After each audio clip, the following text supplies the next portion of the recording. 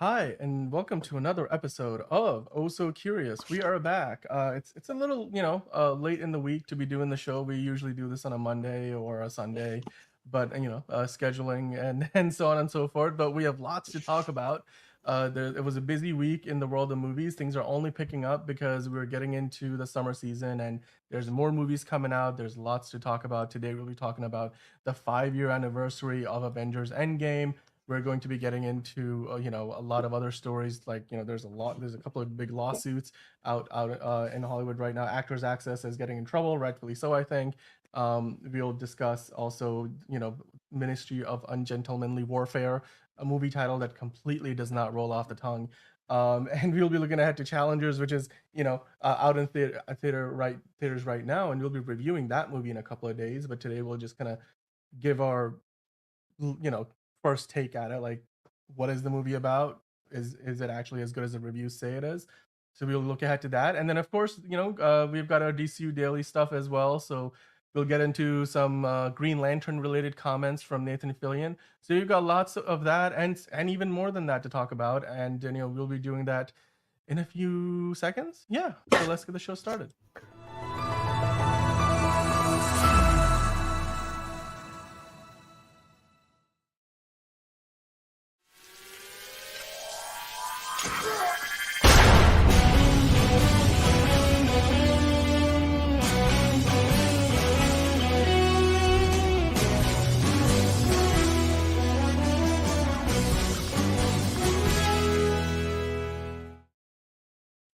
Okay, let's dive right into it. So, of course, you know me, I'm Daniel, and today joining me, as always, we have Angelina. How are you doing today? Hi, I'm good.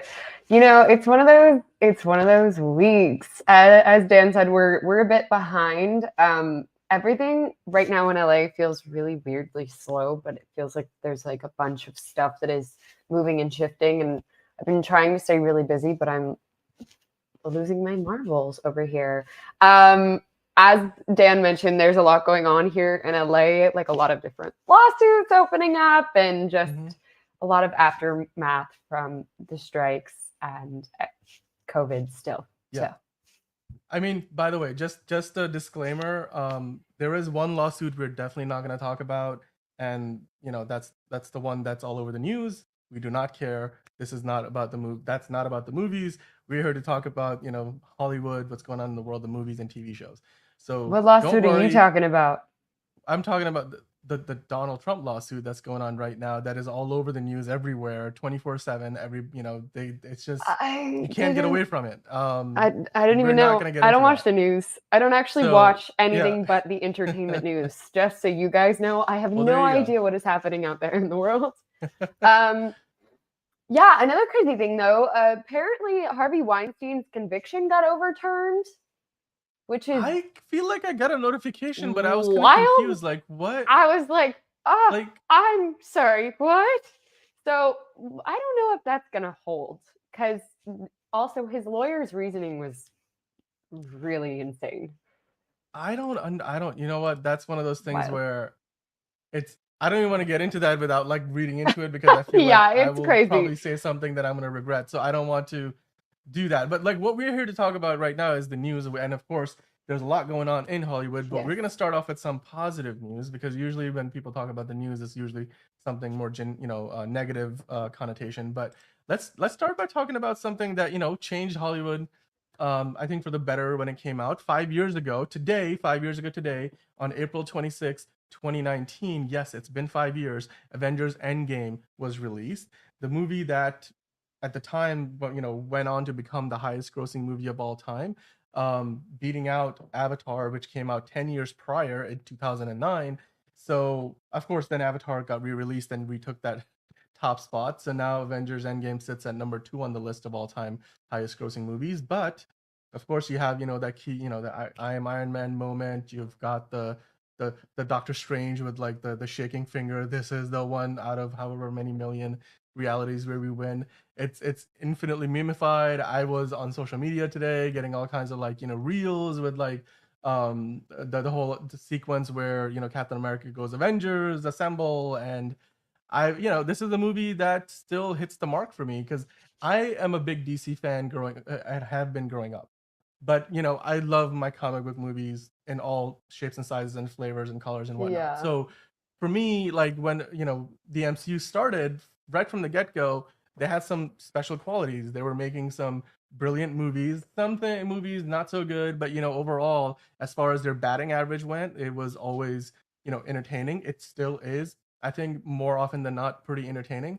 And they spent a good decade leading up to Avengers Endgame, as we all know, Yeah. and it was a fantastic payoff. Now it's been 5 years since that That payoff just feels so happened. crazy, right? That it's been five Yeah, years. I mean, it's this crazy. movie not only broke records in the box office, but this movie also was just such.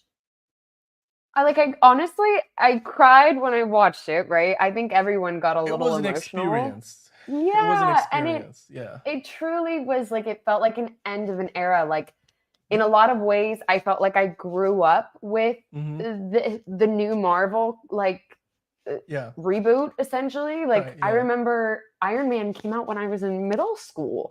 So when this movie came out, it really felt like an end of a Marvel, like a massive Marvel A whole chapter, era.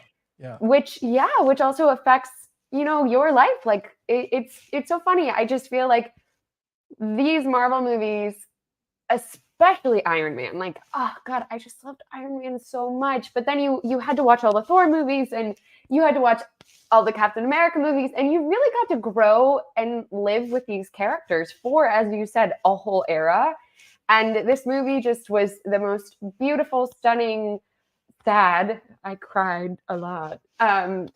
But There were movie a lot of and moments in this movie. yeah, Yeah, it's this is I still remember this is one of those movies because here's the thing about movies that at least my philosophy, right? Movies come in all, like I said, flavors, shapes, and sizes and whatnot, right? But there's some movies that are designed to be seen on a big screen in an environment where you've got a bunch of strangers around you and you just experience what's on screen together. And it's that's something unique about movie going that I think you can never truly replicate with watching a movie at home, because even at home, if you have, like, you're throwing a party, like, and you got people around you, you're just never going to have that same experience of the lights are down and you've all you have is the movie screen and the sound, and you're just immersed in there, and you're experiencing this movie, whatever that story is being told on screen, with a bunch of strangers, like, a few dozen, if you will, or even more, depending on if you're in an IMAX theater. And Avengers Endgame has a lot of those moments, like that whole sequence at the end where, Steve Rogers goes, Avengers, and one beat, two beat, three beat, cameras like dolly, tracking closer and closer, and then under his breath, assemble. And then I still remember people just the roar in a movie theater is, as Thor roars and they just march on towards Thanos and his army, like that's basically the audience, reaction personified on the movie screen. And there were a ton of moments like that in that movie where you were experiencing the movie. You weren't just watching the movie, you were experiencing it. And that's why so many people went and saw it so many times that it made almost $3 billion. It was the highest grossing movie for I think in a number of months. And before it, Avatar got re-released and took it over, which I'm sure they will keep bouncing back and forth over the yeah. years, because there'll be more. 5 years on, they haven't, I don't think they're re-releasing it this year, but I bet you for like 10, 15, 20, 25 year anniversaries they will. They Like Titanic will. got a re-release last year. I Yeah. know the first Alien movie is getting a re-release later this month. The Does Mummy that is getting a play into the re-release. overall box office numbers, like on It Box does. Office Mojo? Okay. I It wasn't does. sure about that. Yeah, it does. I mean, but the thing is, usually it doesn't add a ton. But like in terms of these numbers, like, when you look at, so I had the chart earlier. Let me actually go to this. So these are the top all time according to Box Office Mojo. So Avatar sits at number one at 2.923. Now Avengers Endgame still has a ways to go with 2.799. But if you think about it, they do like a 15-year anniversary, and maybe whether you want to go Yeah. and watch all the movies and then watch Endgame, or you just want to go watch Endgame in a movie theater to re-experience that experience of just watching it with a bunch of people around you rather than just on your home TV or on a phone. You can easily, Well, I especially with the see way this movie movie making up theaters 150 are million. built Yeah. now. Like it's Yes. really immersive. it was always sort of like an experience, right? But now the Yeah, way, like, I don't even go to watch the laser movies. I have AMC Pass now, which yeah, y'all don't have it. Like, get one. But um, I will sit in the Prime theaters, and watching movies in Dolby or Prime theaters is just the most insane experience. You feel some of the action, you hear it. It's like it's fully immersive, and it just really doesn't even compare to watching it at home at all. So yeah, I definitely see. I don't even know if they would wait for 15 years. I feel like probably 10. Like, I yeah, think another 5 yeah. years would make more I sense. I do not doubt it for a second that they will get a re-release for the 10th anniversary, Yeah. and you can imagine they will probably be wrapping up the current multiverse saga around that time. So it would make sense to re-release, Infinity War and Endgame. Maybe do a double feature of the last two Avengers movies before the next set of Avengers movies comes out. Now, the other side of this coin is not just kind of celebrating, Avengers Endgame for the phenomena that it was, but you think about it. We mentioned it earlier. It's been, there's a lot that has changed in those 5 years, but it doesn't. It feels like a whirlwind at the same time. That's how things usually go. Like earlier today, I was thinking, oh, it's been 23 years since the first Shrek movie came out. This year marks the 20th anniversary of the Shrek 2. It's insane. It's like the first Spider-Man movie, the Sam Raimi one, What? I think is like That's so almost 25 crazy. years old. It's crazy. So you think about Avengers Endgame, something that's only 5 years old, so still relatively recent by comparison, but it still feels like a lifetime has passed because we went through a Hmm. pandemic. We had the whole series of strikes in Hollywood last year. There may yet be more strikes coming, depending on how negotiations are going with the Teamsters and all the other unions that are bargaining this year. It just feels like Hollywood has been through a lot. The world has been through a lot, Yeah. and there was this article on CNN I was reading earlier talking about how the box office hasn't truly recovered. And basically, the gist of this article is that we need more than just a big movie here and there. Like we had Barbenheimer last year, and Yeah. obviously we had the Super Mario Bros. Movie that made $1 billion. Barbie made $1 billion. Oppenheimer almost made $1 billion. Top Gun Maverick, huge, like made almost $1.5 billion. But outside of like every once in a while those movies popping in, I mean, Guardians of the Galaxy Volume 3 made like 900 million, and the Jurassic World, that last one made $1 billion. But you can count them like on two hands at most Yeah. in that 5 year period. But if you go back to 2019 and maybe the 5 year period preceding that, you would need like five sets of hands maybe to count the amount of movies that were crossing the $1 billion mark. Maybe that's a bit of an exaggeration, but it just seemed like movies were making more money on average, and it just seemed like there was a greater level of general interest from the audience to go to a movie theater, especially when you look at the recent Marvel movies. I mean, yes, Marvel never quite hit home runs with every movie, but they, on general, like I said, their batting average is good. And while their batting average might have been slipping in recent years, I think that's not enough to account for the fact that a movie like the Marvels completely flopped and Yeah. It's Quantumania really terrible. struggled. So, like, what is your take, Angelina, on the idea that the box office hasn't really recovered all the way, and that we I need mean, more than just those blips to kind of get back to that Avengers Endgame era of success? I think the problem too, though, is that just in general, how we consume media has changed with so many Yeah, streaming options. We know that if we just wait a month, we can watch it at home. So many yeah, people have huge TVs and surround systems, sound systems at home now. Like, I feel like during COVID, so many people invested into their spaces that now they don't like leaving it, which I understand. I love that for you. I'm a homebody, I'm an introvert. Sometimes it's just really nice to be home. But I do think that that plays a huge factor in how we consume media now. We don't want to go to the movie theater every week or every other week. And with that being said, there's been so many different delays. So many movies have been shifted over, like shifted to next year, back yeah. 2 years. I mean, Superman is still on track for Well, 2025, but but that's the exception because they haven't moved. That's one movie that they haven't moved. Everything yeah, else it has has been shifted. moving. I mean, all of the Marvel movies Yeah. that were slated for this year got shifted to next year, Yep. right? And Deadpool Uh, got moved. Deadpool and yeah, Wolverine originally was coming out in basically right now, and And the they movie moved we're it going to to see this week, Challengers, Challengers. which came out Yeah. is coming out actually today. Yep. That was originally supposed to come out months ago. So we're still experiencing It this was sort of it like was supposed culture to come out in phenomenon. November. Oh yeah, It yeah, got moved twice. It's yeah. I do crazy. remember. It's What was yeah. it was supposed to come out? When was it originally? So in November, but It then it was got shifted back from where? no. It was they moved it because of the strike. If you remember, I think Oh yeah, it because they was couldn't late do press. summer, then November, then they moved it Yeah. because the strikes didn't end in time. And So I think it's really just a sort of conjunction of so many different factors in the sense of we just consume media and move about our lives differently than we did pre COVID. I don't know yeah, if that's going to change in this generation.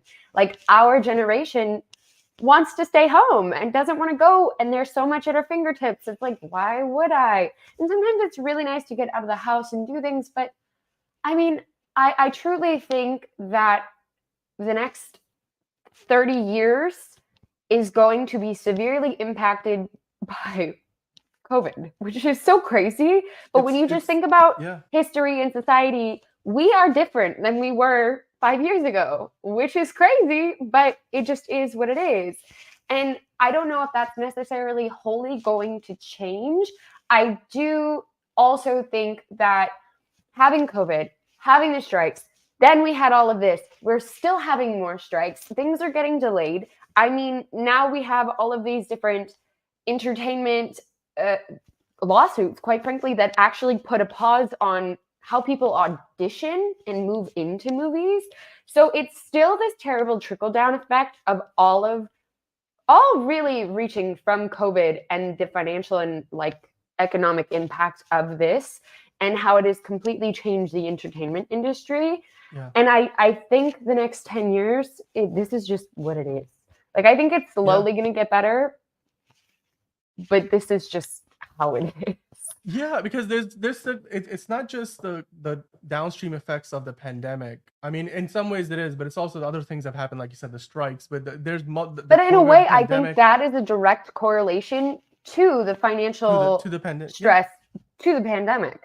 I yeah, think the strikes would have lasted as long if so many of us couldn't do anything and had no money and like couldn't act or do whatever until they said that we were essential workers here in Los Angeles. Like it was difficult for everyone, but it changed the entertainment industry in a way that needed to be brought up. And do I think it would have yeah. happened eventually? Yes, but I do think it's a direct correlation. The timeliness of it and everything else had to do with the financial stress that the pandemic put on everyone Yeah. to push them to this level. Absolutely. And the also just the VFX pipeline, right? Like we remember the VFX pipeline was backed up after COVID because everything goes into production, back into production all at once.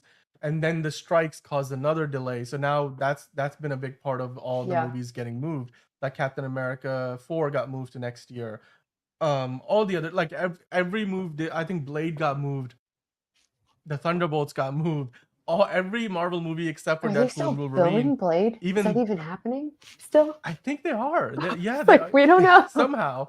I don't know what it's gonna look like. I mean, they still are. I mean, the new Daredevil show, which Yeah. now we know is gonna continue what the Netflix show actually did, and they've completely pivoted in terms of the creative direction. That's back in production. Of course, all the Y'all, DC projects. they're saying So the JG might come back as Elektra. I did hear rumors. yes, I mean, hey, it's And I in. I said, mean, also, I think we're gonna okay. get Jennifer Garner's Elektra in the Deadpool movie, where we say I goodbye to all love the her. I Fox really era love her. X Incredible. Men.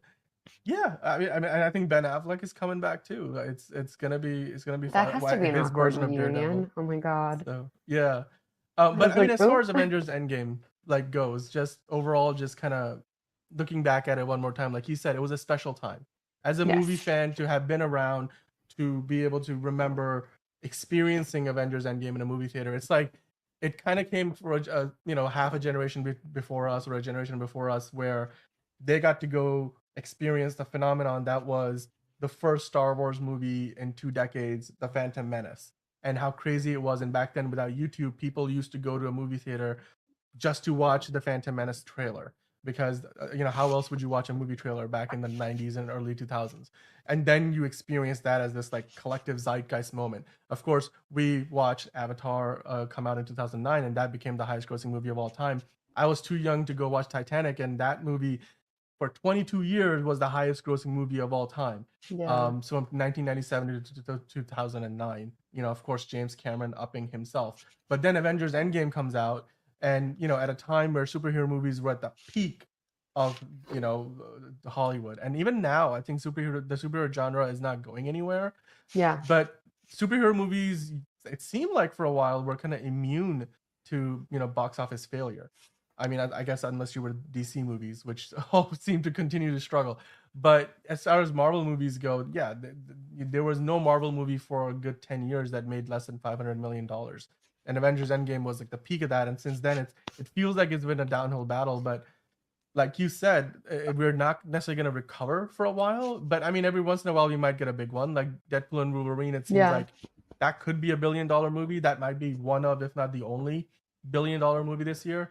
Let's hope that it does well, because the rising tide lifts all boats. And so hopefully the more $1 billion movies that we have, the more positive of an indicator that is for Hollywood in general. But as kind of flipping the switch a little bit and going from the positive to the negative side, in Hollywood and in most industries, like we've talked about the strikes, right? We were talking about how Hollywood shut down for months, and actors, just fighting for their right to be paid, fairly, and not only actors but writers. And now this year we have got Teamsters, we have got other unions. I think IATSE's out, one of the biggest, if not the biggest union in Hollywood, is out, looking for a fair deal. The directors negotiated their deal last year. We've also got a story about the producers kind of setting up a new company. There's a lot going on right now in terms of workers' rights. And there's always people out there looking to exploit workers. And Actors Access seems to be a platform that was doing that.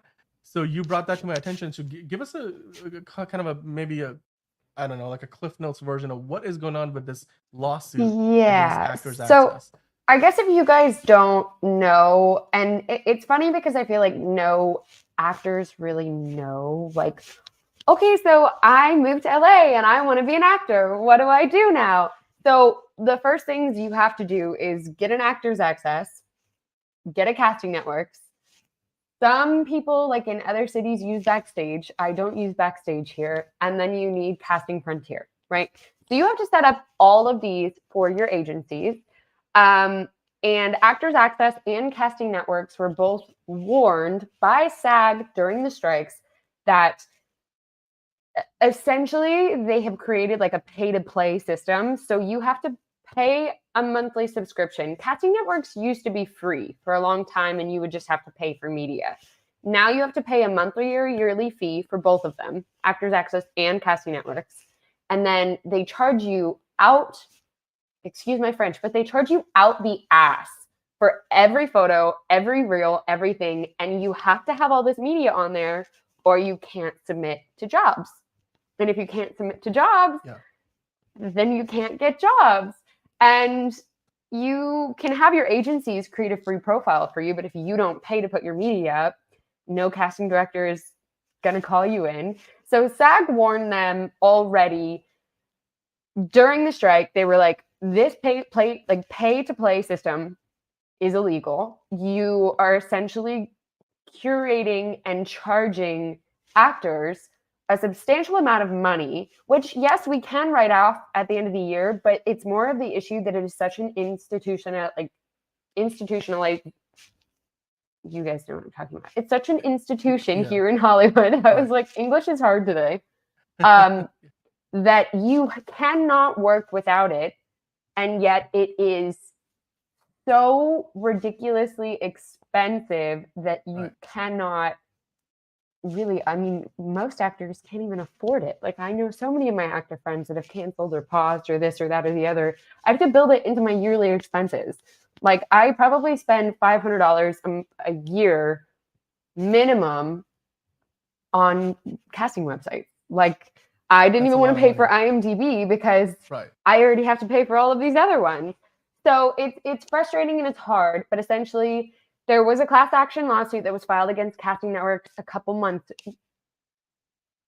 Sorry, I want to make sure I got that right. So it was casting networks first, Right. because they actually redid their system in which they're limiting the amount of media that you are allowed to upload, which is hard because you have to like send your auditions through that, which counts towards the Yeah. media. So Right. it's ridiculous. Like they're counting the auditions that you get against your media downloads, but then you can't audition for like more than a certain amount of auditions. Like it's essentially limiting the amount of auditions you can actually send out because they're limiting the amount of media that you're allowed to have online, like and send through their platform.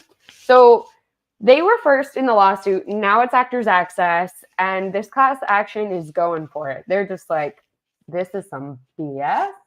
It's time that this was over. So that's what's happening there. But this affects everything, right? So we have another strike happening with all of the grips and key grips. It hasn't started yet officially. They are still in negotiations, but I mean, there's just like a lot of stuff that is up in the air in the entertainment industry right now, and Yeah. it's like it's feeling really slow. Like there's not a lot of auditions. My agents are like, okay, just try to stay busy, but Yeah. it's definitely due to all of this stuff going on. It's and this is a big one too, where like you said, this is a service that seems to have a monopoly on something that is essential for actors to be able to find work. Yes. And something like that is it's kind of like saying, like back in the day when AT&T was the only phone company and you needed a phone to basically do work and live your life. They had a monopoly, and that obviously companies will exploit that for profit. It seems like here they've placed themselves in this essential nexus between an actor and all the opportunities that an actor is looking for and what they depend on for their livelihood.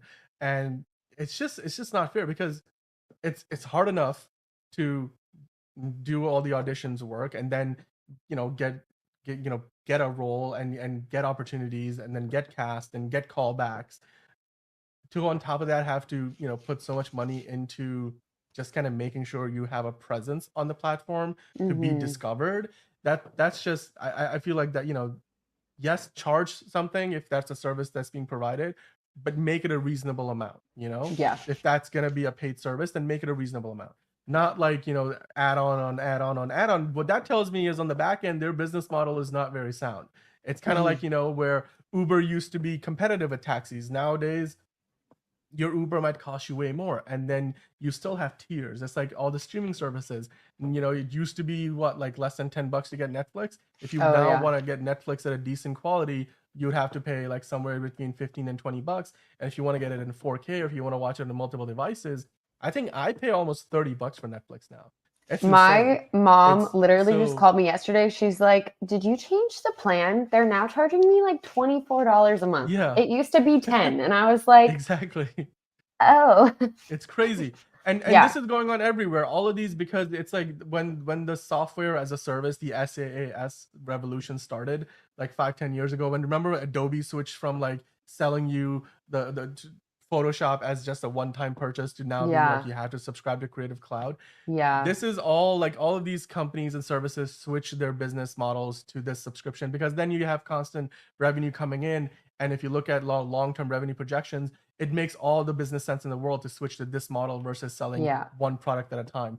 Apple realizes this. That's why they've switched from being just a hardware company to being now more of a software driven company, which is why you now have Apple News and Apple Arcade and Apple Mm-hmm. Music. Instead of just selling you an iPhone, they're selling you Apple TV Plus and all those It's a things, Apple Game. lifestyle, everybody. It's exactly. But the point is, with those situations, you do get charged for every little bit, like all the add-ons. And I think this is a part of a larger systemic issue with how business is conducted these days, where I think that eventually the federal government needs to step in and start regulating this, where these Yeah. things are becoming so essential to our day-to-day life, especially like in this case. You need, as an actor, like you said, you need this platform to be able to get jobs. And it's hard enough to get jobs, you know, in Hollywood, just with the sheer amount of work that you have to do to get one role. To be on top of that, going into, you know, debt, paying all of these high fees And you know, before I you did even see get a some job, that's just really not fair. interesting. I saw some really interesting comments where people are like, "Well, how is this any different from I have to go to school and pay to go get a certificate?" And it's like, well, I have to do that, It's and I but have to do this, right. and I have to pay to get real footage, and I Mhm. have to pay to do this. And so essentially, without like a full-time job, I can't even afford to have this job. Like Yeah. it's crazy. And so a lot of people just don't, it really becomes out of hand when everyone turns around and says, well, why don't we just take more from the creatives? But Jeff Bezos doesn't have to pay taxes. It's like, I'm what?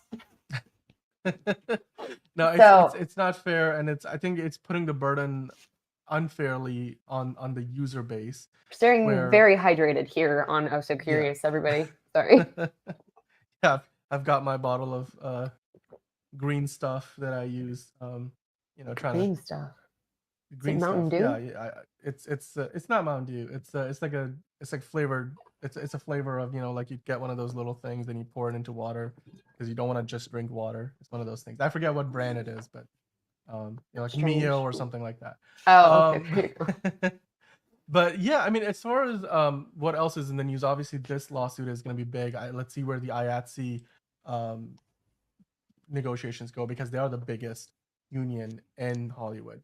If they decide to walk off sets, everything shuts down.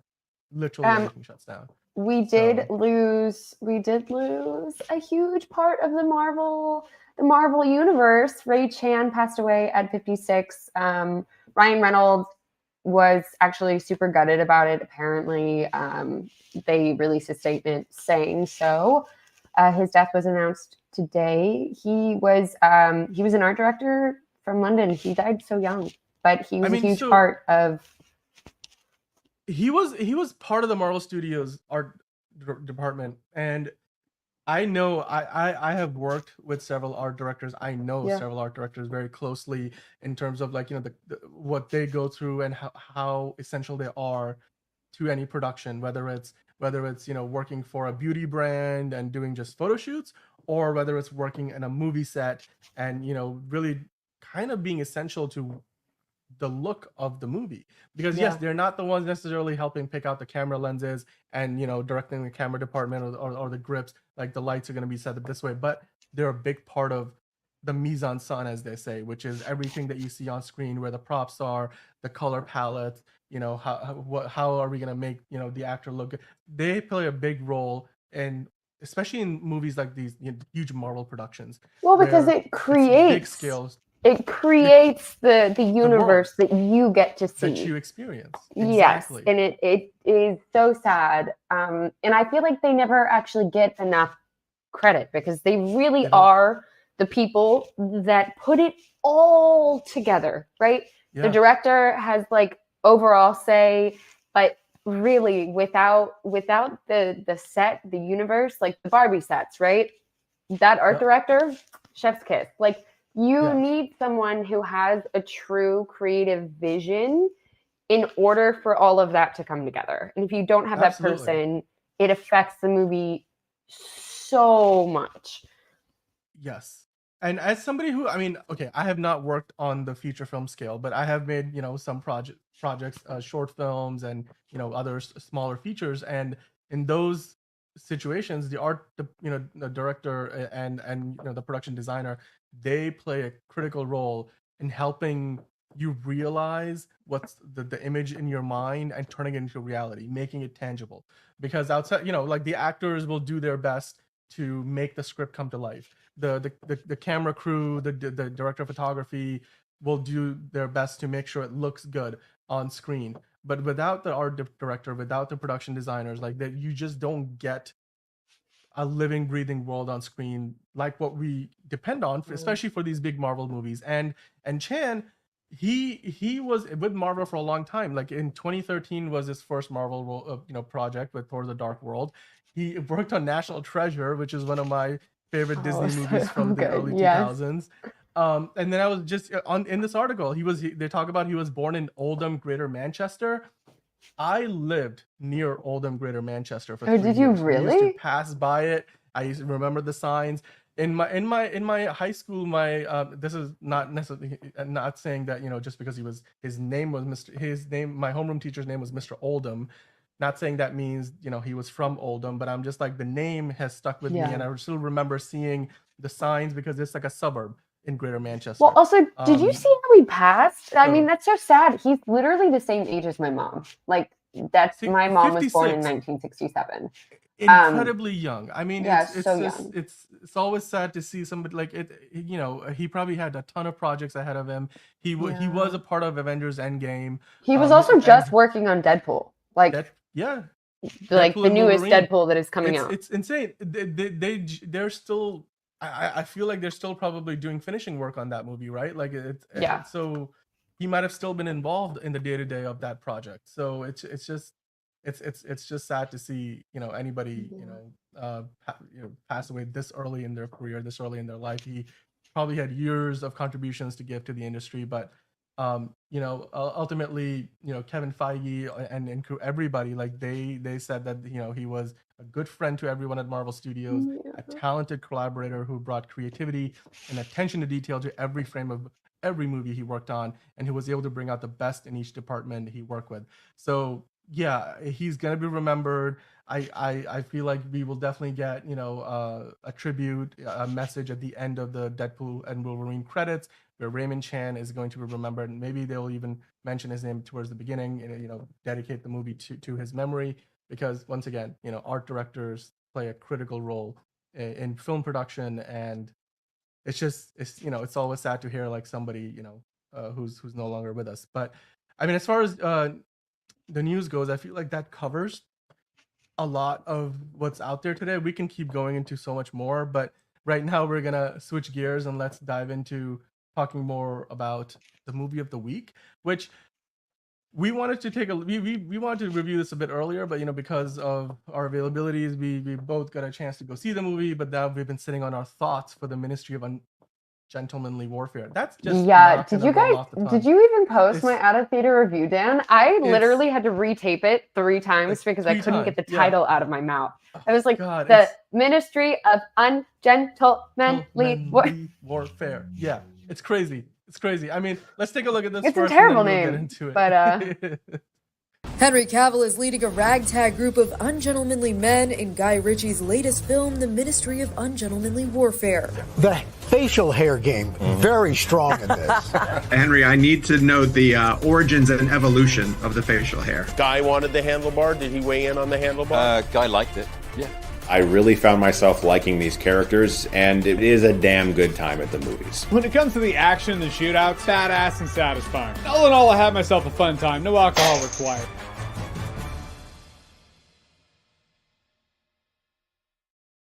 So we're talking about movie of the week, and for us right now, that is The Ministry of Ungentlemanly Warfare. That's that's the title. That's a very long title, as you can see in the graphic. It took a lot to fit that into one line. But yeah, Angelina, you went and saw the movie. I did. I went and saw the movie, but before I give my thoughts, I want to hear what you have to say about it. Yeah. So I just, it was nice to see some old faces. Because we get to see some old faces. I haven't seen Alex Pettyfer. I haven't seen Alex Pettyfer in years. I didn't even know he was still acting.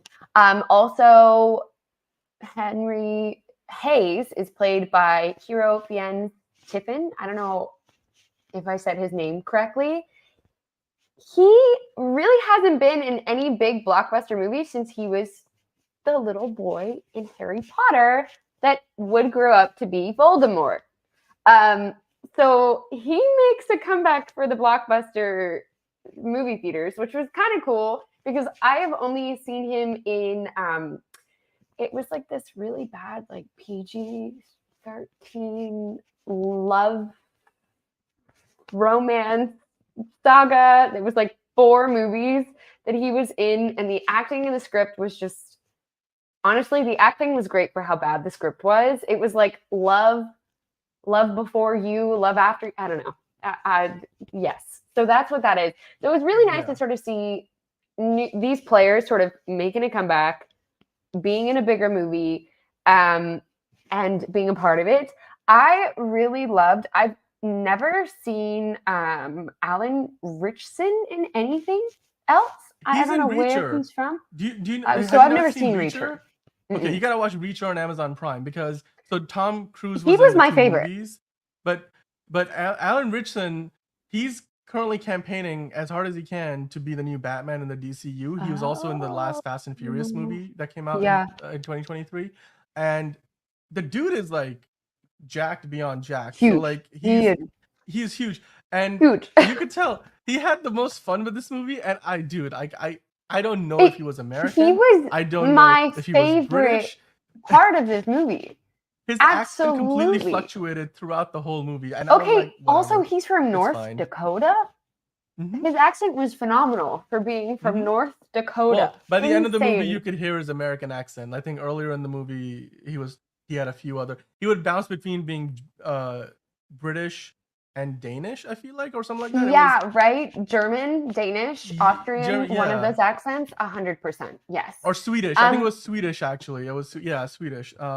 Yeah, his accent did fluctuate a little bit. But you know what? Yeah. Going into it, his comedic timing was the best comedic timing of the whole movie. I originally opened Rotten Tomatoes so that I could tell you guys the scores really quick because it plays into how I feel about the movie. The tomato score from critics is 71%. Okay. The audience score is 93%, which I feel like for a Guy Ritchie movie is high, very high. And I know you walk into a Guy Ritchie movie thinking, I don't expect too much except for a good time at the movie theater. The only times that this movie was funny is when they weren't trying to be funny. Like, I actually hated Henry Cavill in this movie. He just tried too hard. Like, I think the audience score is way too forgiving because I just didn't think that movie was like that great. I was kind of like, yeah, whatever. Like, the people that stole the show for me were really the people that weren't really meant to. Like, Henry Cavill was whatever, but I was obsessed with Isa Gonzalez. I literally started watching Three Body Problem after I saw this movie because she's stunning.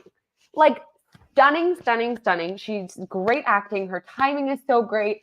I was like blown away by this girl. But really, the big hitters that were supposed to be like taking on the brunt of this movie, to me, were so boring. Like, even it was nice to see Alex Pettyfer, but he was kind of whatever. Like, he was just like he wasn't funny at all. Henry Golding really wasn't giving anything. Not that he really had the opportunity to, but it wasn't giving. Do you know, I feel like they wasted his talent because the dude I'm like, how is he still flying under the radar? This guy's great, but I don't know. Like, I expected more from his character too, by the way. I just wanted to mention that. I mean, and Henry Cavill, right? He's like the lead. No, he actually, he just felt like he was trying so hard this whole movie, and I was like, okay. And then also he has this like weird penchant the whole movie for stealing coats, which like is funny, but then he like pulls a coat off of a dead guy, and I'm like, kind of dark. I don't know how I feel about that worked for like the first act when you first introduce the character and he's in that like room with everybody else with Carrie Elwes and all that, like, but then after that I feel like they tried too hard to make that a thing, and it just didn't work very well because, like you said, outside of those, it felt like all Henry Cavill did throughout the movie was that, and then a little bit of captaining in between. There wasn't a ton for him to do beyond that. That's the big thing about this movie. It just felt like was there a plot to it? Like, it just wasn't compelling in a dramatic sense for me. Like, I never felt like there was any dramatic tension in the movie. So no, and again, the comedy came from the moment that they really weren't trying to be funny, And Alex Richson, that's his name. He was the Alan funniest Ritchson. one. Yeah. Alan Richson. So he was Yeah. the funniest one. And it was really just by his physical comedy that it was funny. So you knew it wasn't like fully scripted, but his physical comedy timing was perfect. Like he was great. But yeah, I don't know. I feel like this movie, everyone took themselves so seriously in a way that it just shouldn't have been. Like, I feel like everyone took themselves too seriously for this to be a Guy Ritchie movie. You know what I thought about this movie? So I went to see this movie, and then I was having a conversation with my friend who I saw it with, and we were basically talking about how like this felt like a poor man's Inglourious Bastards. Right? Think about it, right? Because this movie clearly they go for that whole it's funny and yet they're just killing Nazis and like just have fun watching us kill Nazis. Like that was literally the whole movie. And yet when you think about how the Inglourious Bastards like accomplishes it in a way that's wholly more satisfying, they have Christopher Walken. Not Christopher. What am I thinking of? I'm thinking of the wrong actor right now.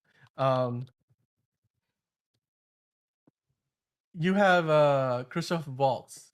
I always confuse the two names. Christoph Waltz. He walks into that iconic scene, which is forever going to be taught in screenwriting courses in terms of building dramatic tension in a scene where it's on a farm and he's there because he got tipped off that there were that this farmer was hiding some Jews. And you've got Melanie Laurent's character and I think some of her family hiding in the basement, and of course Christopher Waltz is playing like this Nazi German soldier, or I think like a lieutenant or general or something like that, and he knows the whole time that this farmer is hiding these people down there, which I'm like, it was horrifying to just think about like the fact that this guy knew it and yet he plays it along, and it's just this incredibly tension filled scene where at the end you see just people get mowed down, and it's terrible, but what it does is establishes Christoph Waltz's character as the villain, and it sets up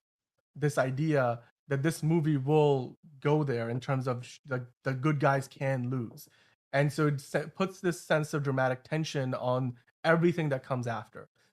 Even the final sequence where, of course, you have the whole Gurlami and all the funny moments with Brad Pitts and stuff, but Diane Kruger's character gets pulled into a similar interrogation with Christoph Waltz's character later on in the movie theater. Those are the kind of sequences this movie was missing, and they had, I'm forgetting the name of the actor who played like the Nazi general or something like on the island, and he had that moment with Isaac Gonzalez's character where he's like he's accusing her of being a Jew, and like it's just, and I was like, it sort of got me like, oh, it's kind of tension, but like the tension got resolved pretty quickly, and then the movie was just, I think ultimately Guy Ritchie, his sensibilities of this being more of an action and comedy came out more, and he just couldn't add the drama into it. I feel like if you gave this movie to Quentin Tarantino, of course one of the greatest filmmakers of all time, he would give it that sense of gravity and he would give it that sense of dramatic tension, and while you would still have the action and the gore and everything, you would still be able to experience the horrific nature of what the Nazis were doing at the same time. And this movie just felt like it didn't have that. And so I think for me, ultimately, it just felt like it was a fun, oh yeah, we're killing Nazis in every other scene and we're mowing them down in this brutal rated R fashion, but it never felt like a movie where the good even guys this felt like they were in photo, this trouble. photo still of Henry Cavill gives me I'm the like, ick. there are great like, trailer shots all over the movie, but it just watching the movie, the I was movie like, wasn't that great. I never felt like the good guys would lose, like it just like, come on. That's what I walked away from it, and I'm like, anytime you make a movie where a subject matter like it touches upon any element of the Holocaust or what the Nazis did in World War II, you have to kind of treat it with a certain level of like not just respect, but I'm not saying this movie didn't do that, but there's a lot of dramatic tension you can easily build from something that a lot of people can relate to and sympathize with, but it just doesn't happen in this movie, because this movie is completely all about just blowing shit up and mowing people down with semi-automatic rifles. that's kind of what it is. Good And you times. have fun with it along the way, but there's no It's there's not. no drama. Like Yeah. I couldn't even tell like where the Dark Night of the Soul moment happens, which is like when the hero's like all is lost and then this, ultimately overcome it. There was That moment never that. happens in this There was movie. never that. Yeah, that didn't. So- Not once. Yeah. So yeah, that's the take. I think the audience enjoyed it more than we did. I don't know if that makes us pessimists. Maybe I we've was seen too were many you movies. surprised by the score? Yes, I was surprised by the I score. was. Yeah. It's like on Rotten Tomatoes, Yeah. I'm like, really? 71%? I'm usually always the person that is like, wow, this feels so low. Like I liked the movie. No, this feels too high, guys. Like what? You liked it when they said, let me shoot more Nazis? Like I don't know. What? Yeah. It just I think at the end of the day, maybe what they should have done with this movie is if they wanted this take it. I mean, because it's based on a real mission like that happened where they were trying to sink, and ultimately ended up stealing that oil tanker. In the movie, well, spoiler alert if you haven't seen the movie yet. But I feel like while they were trying to stay close to the real life story, I haven't really dug too deep into what in actuality happened. Usually what happens is like, for example, in Apollo 13, the movie, they dramatized it quite a bit where like, Houston, we have a problem. That particular line is never said in real life. But Ron Howard will tell you that he fought for that really hard to put that in the movie because he was like, the way the actual astronauts said it was not going to create any kind of drama. And the way it's in the movie doesn't falsify what was happening in real life, but it just ups the level of dramatic tension a little bit.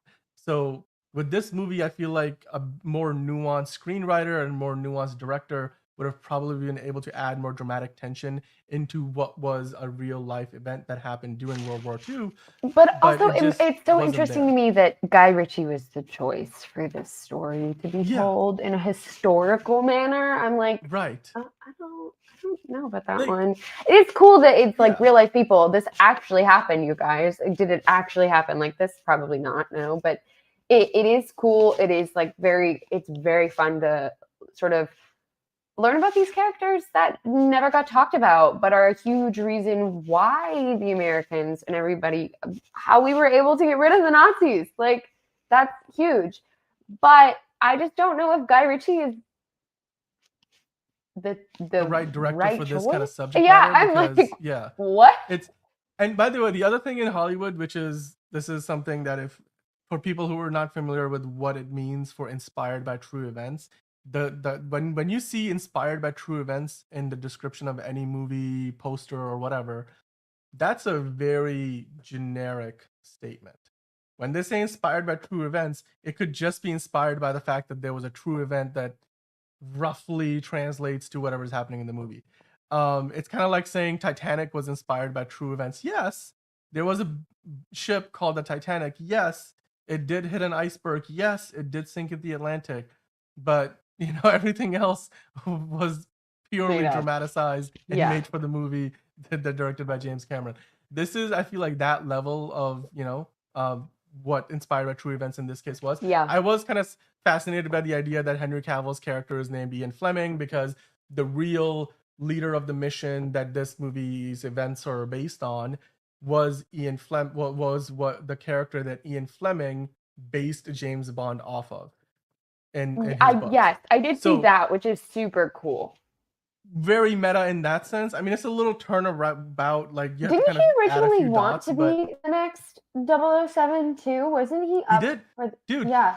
Henry Cavill he's done everything he possibly can to, petition for the role of James Bond.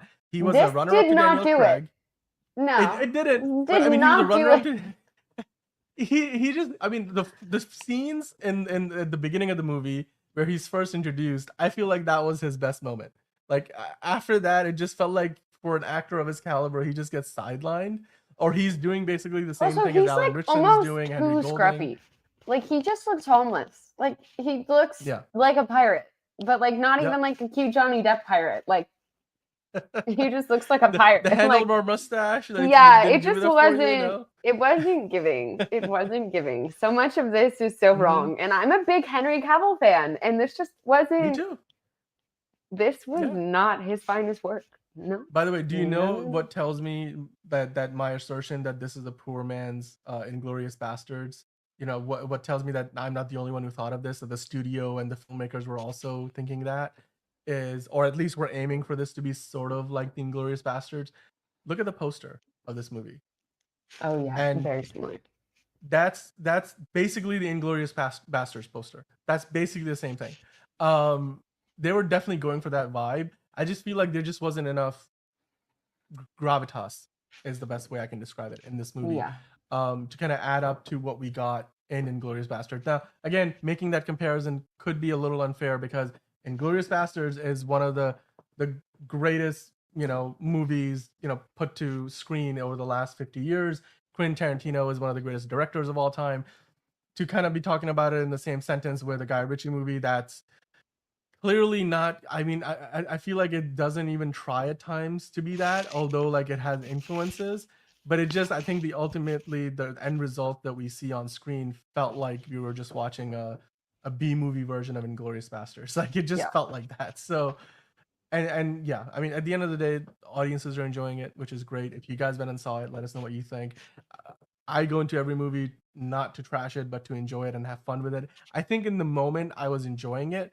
I just felt like I just was never truly engaged in it in a way that a movie where I know that the bad guys could be in trouble, I would be. Even though most of the time the good guys would win, but in this movie I just never felt like the good guys would lose.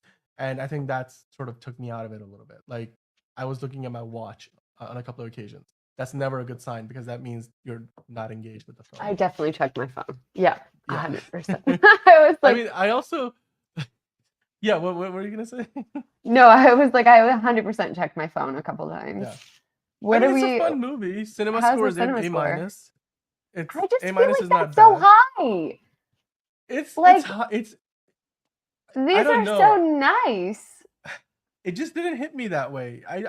I'm surprised as much as you are. I don't know, like maybe I need to go see it a second time and maybe like just enjoy it for what it is. Maybe that's what we're doing wrong because I feel like I always walk into a Guy Ritchie movie. Literally, the last Guy Ritchie thing I turned on was The Gentleman. I fully expected to hate it, and I was in love with it. It was so good. Yeah, it just really worked. It just seems like these days everything Guy Ritchie does has something to do with being gentlemanly or ungentlemanly. Yeah, what is his issue with English people lately? He's like obsessed with the English now.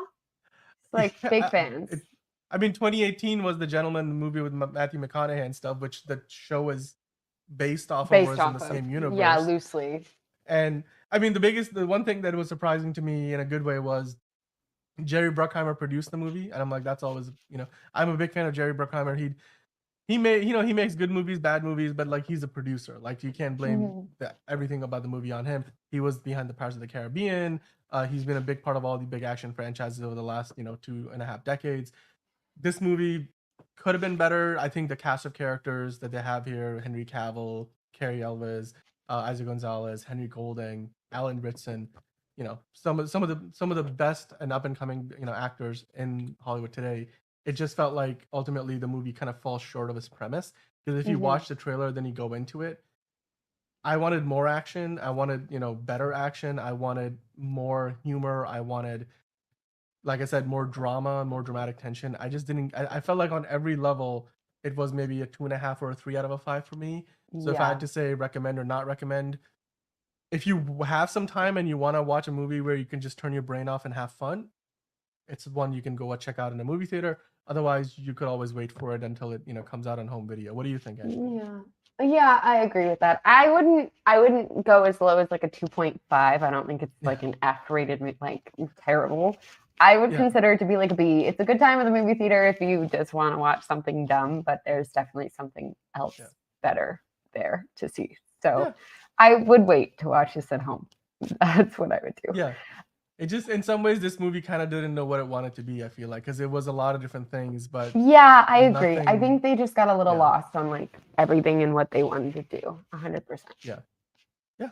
Absolutely. Well, guys, let us know what you thought about this movie. If you went and saw it already, it's been out for a week now.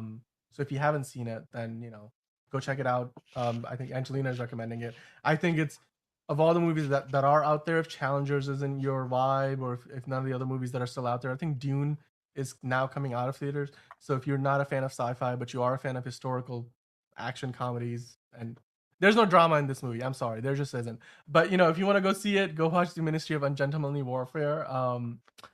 Right now we're gonna pivot. We're gonna go over and we're gonna talk about DCU, more specifically the new Superman movie, which we talk about a lot these days. So let's get into that.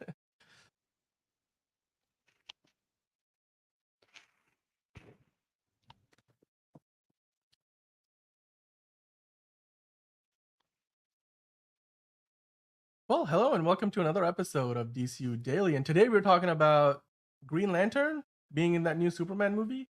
More specifically, the Guy Gardner version of Green Lantern. So we know that Nathan Fillion has been cast in the role. We have known this for a while. He's on set. He's been shooting some scenes. He's been talking to the media, and recently he was on Collider, and he was talking about basically, essentially what this movie is going to be all about, and especially with regard to what his character was going to be all about. So I want to kind of get into it real quick, and let's just dive into it for a second. Oh, sorry, Angelina. Yes, you can definitely take a break. Let me get into it right now. Angelina's going to join us in a couple of seconds, but as I was saying, Nathan Fillion, he's playing a version of Green Lantern that most people are probably not familiar with. If you're not a big comic book fan, you probably don't know who Guy Gardner is. And Guy Gardner is, he's been known as more of a roughhouser, sort of doesn't give a, what about things version of Green Lantern, where most people are familiar with the Hal Jordan Green Lantern, the John Stewart. I think growing up for me, watching the Justice League animated series, I love John Stewart's iteration of Green Lantern. We know that version of the character was almost part of Zack Snyder's Justice League, but then Warner Brothers was like, we've got this show coming out, do not do anything Green Lantern related. So he had to go with the Martian Manhunter. Of course, we had the leaked image that ended up coming out anyway. So there's that. Then we of course have the Ryan Reynolds movie from the late 2000s, the early 2010s. I feel like I forget. It's like 2011, I think, around that time, which was a fail in many ways, although not a terrible movie. But if you remember that Ryan Reynolds Green Lantern, then you know that it definitely left a lot on the table. Like there was a lot more potential to that movie than what we ultimately got out of it. Now, having said that, we haven't really had a live action Green Lantern since that Ryan Reynolds movie. And Warner Brothers was working on that Green Lanterns TV show, which now has been retooled into being part of the DCU, and we're gonna get a Hal Jordan and John Stewart focused Green Lantern show. I think they're just calling it Lanterns. We don't know who the actors are going to be. They're going to play that role, but right now, what we do know is Nathan Fillion is going to be playing the Guy Gardner edition of Green Lantern in the new Superman movie coming out in 2025. And actually, if you guys have been under a rock and don't know, this picture has been out on the internet for a while. There's Nathan Fillion right there with his castmates, James Gunn, the director, and of course you've got a lot of the other fantastic actors, like you got Lex Luthor in there in the picture. He's already gone bald, and you've got Superman there wearing the baseball cap. Nathan Fillion is in his 40s, so the question becomes, well, is he just doing this as a one-off? He's been in a bunch of James Gunn projects. He was in Guardians of the Galaxy Volume 3, and that was a bit of a one-off. Like, clearly his character was not a significant part of that story, but, he makes an appearance, a memorable appearance. And he's done that in many James Gunn projects. So people have been wondering, what is this character going to look like? What is this character going to be doing? How does he play into the story of Superman that's coming out next year? So recently, Fillion was talking to Collider, and he was asked about it. And this is going to be the first live action iteration of Guy Gardner, and we haven't seen a live action Green Lantern in pretty much a decade and a half. So what is it going to look like? And he described the role as basically a gold mine, that there's so much to do. He loves to play the characters that has flaws and quirks, and just these eccentricities to them. So we know that, of course, he's been, known to play characters on TV that are a little more of that, traditional hero archetype, like whether if you watched him in Castle or if you watch him in The Rookie on ABC right now. But as far as the characters that that he's been playing in recently in film, like he was in the Suicide Squad that James Gunn directed for DC a few years ago, and I think he's the detachable kid who's supposedly still alive at the end of the movie, even though he clearly dies. Now he's going to be playing this very flawed version of Guy Gardner. So, Angelina, I wanted to ask you, when you first saw this article, you first heard, Nathan Fillion talking about the fact that his version of the character is going to be 90% flawed and just doesn't care. What was your reaction? Because, of course, the traditional Green Lanterns are, they're all about their honor, pride, and really being, an upstanding citizen. Whereas, I mean, Guy Gardner is not that. And Nathan Fillion seems to be reveling in the idea that he's going to get to play somebody who just doesn't give a shit. Like, what do you think about that? I do think that Nathan Fillion is an incredibly, it's hard to, I want to call him nuanced. I do think he has a lot of nuance to him, like especially if you guys have ever watched Castle. He has lived on our TV screens since I was a baby. I mean, there was Castle, The Rookie. He was in stuff before that. I mean, he's literally always been a TV star. However, also, you said he was in his 40s. He's in his 50s. He's old. No, wait. Oh my God, he is? Oh, I mean, he doesn't look it. He's aged really well. I just think it's like the weirdest. It is like the weirdest casting for me because I'm like, yeah, like Nathan Fillion is great, but like, he's kind of old now. Like, why is he playing a superhero? Not to be ageist, okay? I'm sure he's very capable, but it just, I'm like, what? Like, why go with this if are you going to keep him? Are you going to trade him in 2 years? Like, what are you going to do with him? I'm a little confused. But also, with that being said, nothing about him gives. I just choked on celery, you guys. I'm so sorry. I felt there? You all right? I inhaled it and I was like, oh no. I can't talk about that anymore. So it's just like a funny, weird thing for me because I'm like, it seems so random. And so he's here like talking about it, super excited, like, I'm gonna create this new version of Green Lantern. And I'm over here like, why did you get cast? Like, what did you, who do you know? Like, how and why? I don't get it. It doesn't make sense to me. I mean, good for him. I'm excited to see it. Maybe he's going to blow us all away, but it just doesn't seem, to me, this casting seems entirely random.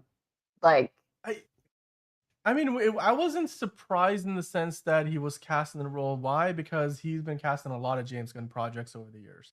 James Gunn and Nathan Fillion have a great working relationship. They've done a lot of projects together, even when he's not necessarily playing a role of any significance. I mean, he'll come in and he'll steal the show for 5 minutes in a movie, and then his character either gets killed off or he goes off and does his own thing.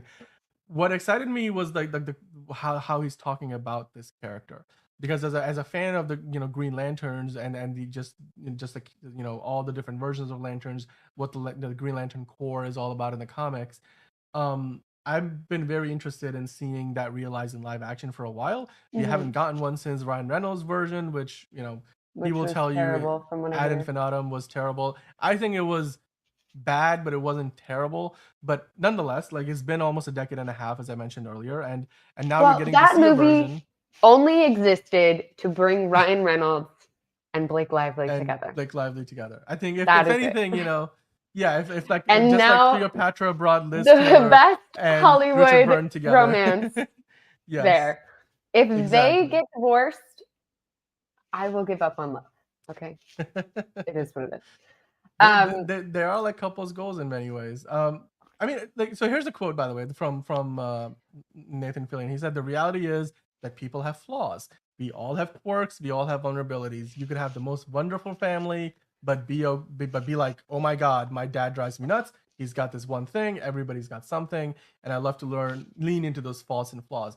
Which gives me hope that this character of Guy Gardner is not going to be this one-sided trope of a Flat, character, sort of like a flat. It's gonna stereotype. have depth. Yes. He's gonna have some depth, and I think that's something that excites me because I was concerned that this would be a one-off. He comes in, gets killed off. We know that James Gunn, I think it's James Gunn or Nathan Fillion, has said that this is not a one-off, so that was sort of already confirmed. But even then, I was like, are we gonna get a stereotype, or are we gonna get a character that's gonna have something to do in this movie?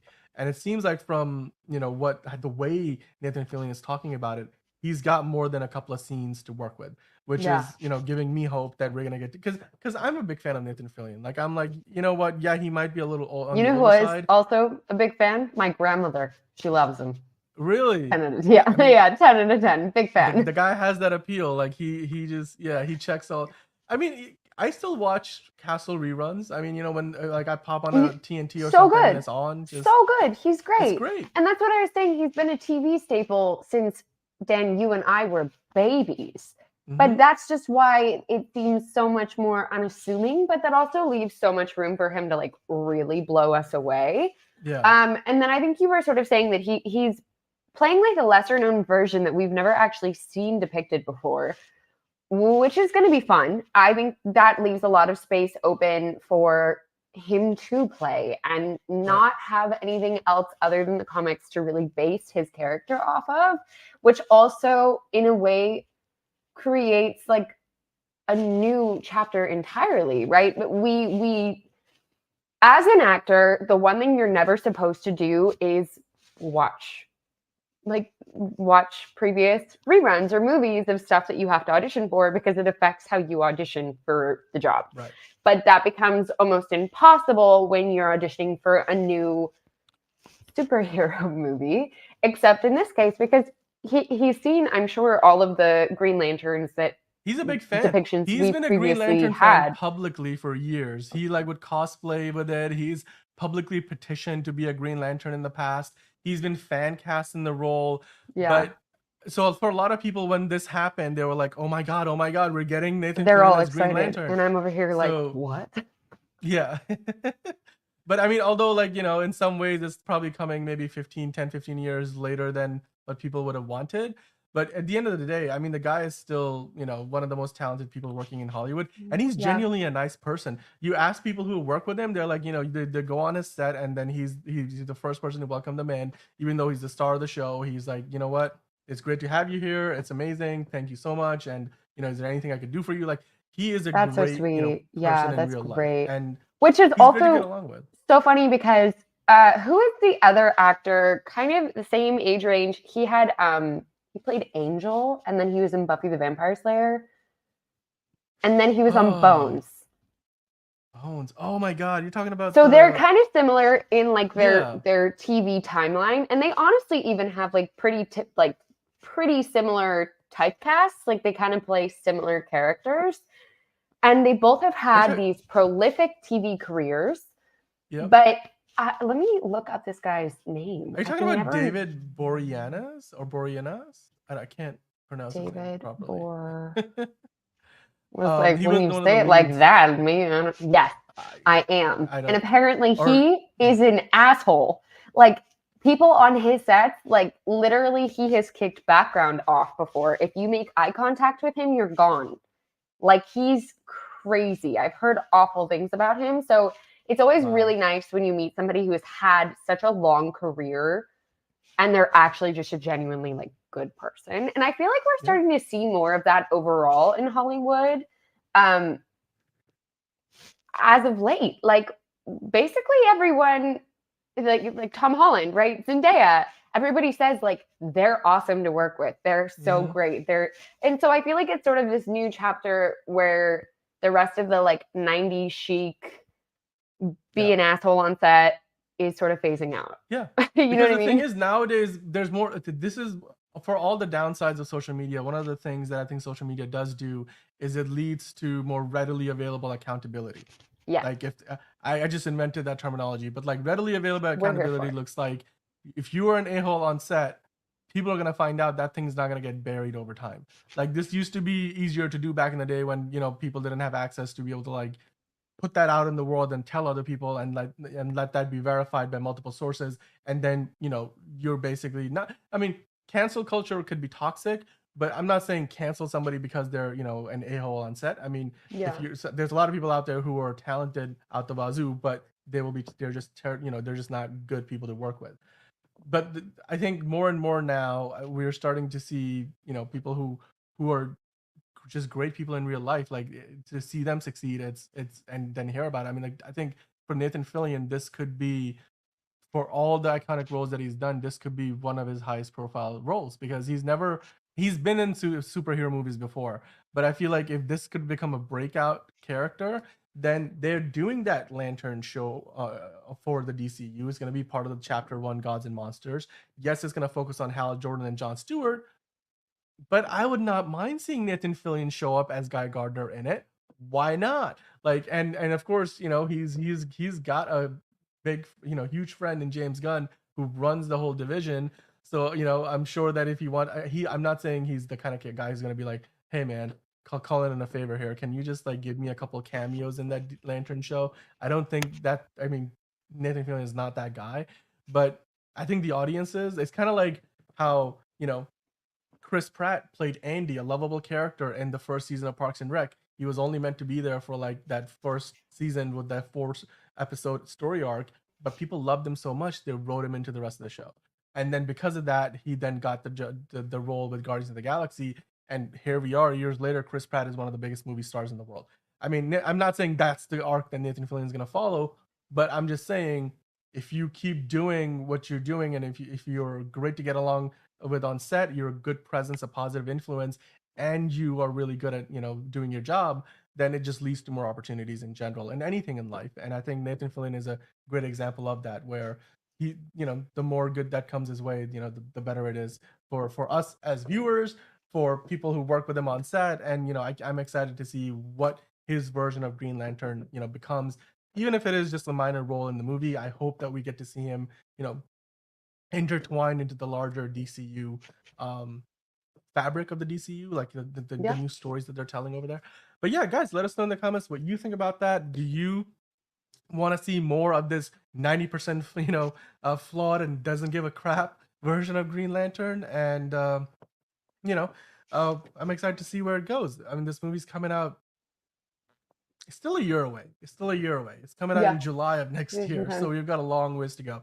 But right now we're going to switch gears and talk about challengers. So, Angelina, this is a movie that I still have no idea what it's about. I just got the basic synopsis, where Zendaya's playing a tennis star who was a prodigy, gets injured. Because of the injury, she retires, and then she becomes a coach. And then she coaches these two new prodigies who are the hottest stars in the world of tennis. But then the trailer seems to completely forgo all of that plot and focus on like the saucy bits, if you will. So, well, that's because sex sells, Dan. Come on. Come on. Fair enough. But like, what are your thoughts about this movie so far? This movie has been pushed back by almost 6 months from its original release date multiple times, and now it's finally here. So are you looking forward to it? What are your thoughts about this movie? Yeah, absolutely. I mean, it's going to be fun. Not only does this movie look a little spicy, but it also looks like some of Zendaya's best acting, and she's playing a character she's never played before, right? She's playing someone so different. She even sort of made this Instagram post and did this interview in which she was like, please try not to judge the character too much. Like, I had a lot of fun playing her. She's a badass. Is she me? No. But when you get these kind of roles, I mean, Zendaya is such a lovely human. She's so sweet. She's so kind, right? Like, that's all we hear left and right. And so she's playing this character that's not so sweet and not so kind, and maybe a little conniving, maybe a little bitter, a little jaded. But she's also playing this like really cool, strong woman. And I'm really excited to see it. It looks like a lot of fun. It looks like something different for her. She did do this Hollywood Reporter interview in which she was like, I'm nervous. Like, this is a different character than I've played before. I was nervous to do the press because I don't know how people are going to receive me in this movie. And I really don't want them to judge me, but Yeah, I mean, I'm excited for it. At the end of the day, it's not an actor. It's a mole. It's a mole. It's a movie role. That's where we were going with that. Yeah.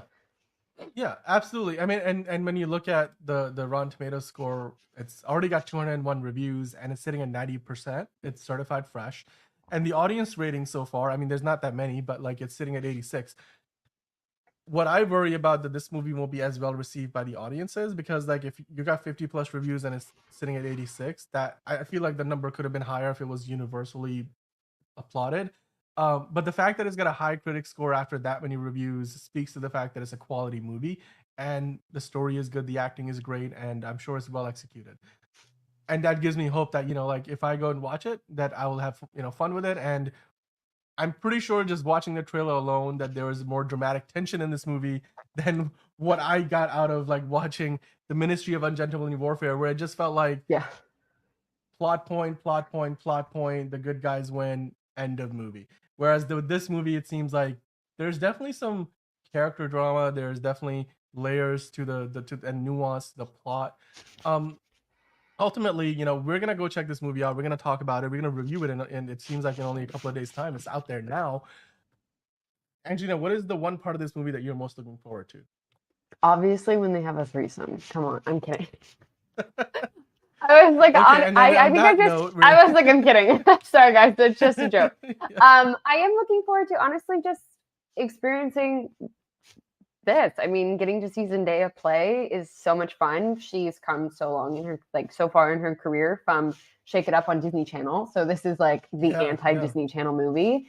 But also, this movie finished filming like 2 years ago. So at the end of the day, it just looks like a good movie, and I'm ready to see that bob on her. That bob looks great. So. Yep.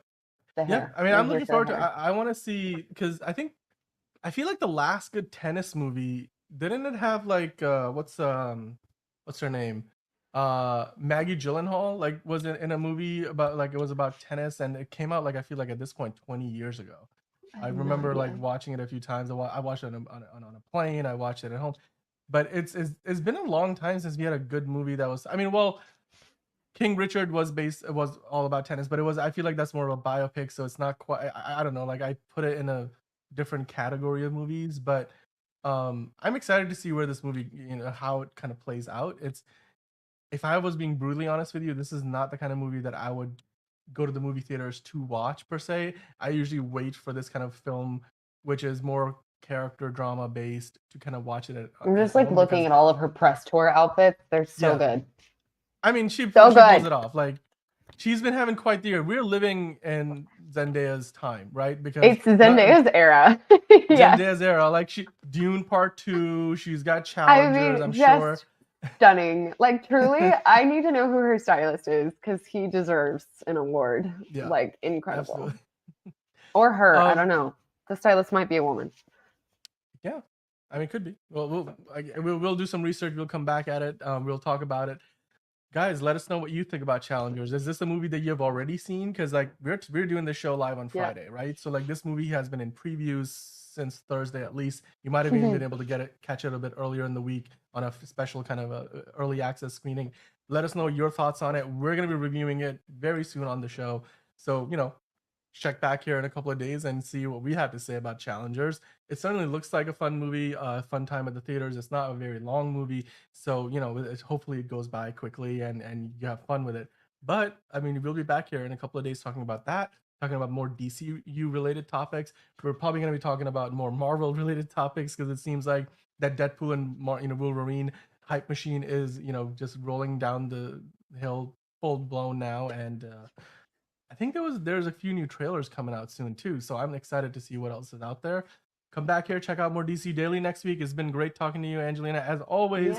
Lots more to talk about, lots more movies to come. We're at this beginning of the summer movie season, so go out there, guys, watch something in a movie theater, watch something at home, and then come back and talk to us about it. We love to talk about movies, TV shows, and all things movie news. So we'll be back here in a couple of days. Until then, we'll see you next time.